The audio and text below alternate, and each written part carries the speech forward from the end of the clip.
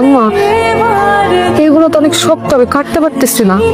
এগুলো তো পুরুষ মানুষের কাজ, আমার শরীরে এত শক্তি নাই। বাবা তোমার এই ঢঙ্গের কথা শোনার তো আমার সময় নাই। তাড়াতাড়ি করে পাঠ, হ্যাঁ? যদি না পারস না, এইটা দিয়ে একটা পানি দিব মাথায়, তখন দেখবি পাথরও ভাঙতে পারস তুই। আম্মা কি ব্যাপার, তোমার তো লাকি কে?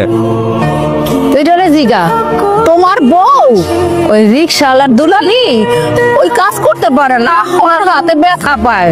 আমার কি মনে হয় জানোস, তোর বউর গাড়ের রোগ একটা তেরা, ওইটা কেমনে সোজা করতে হয় আমার জানাস।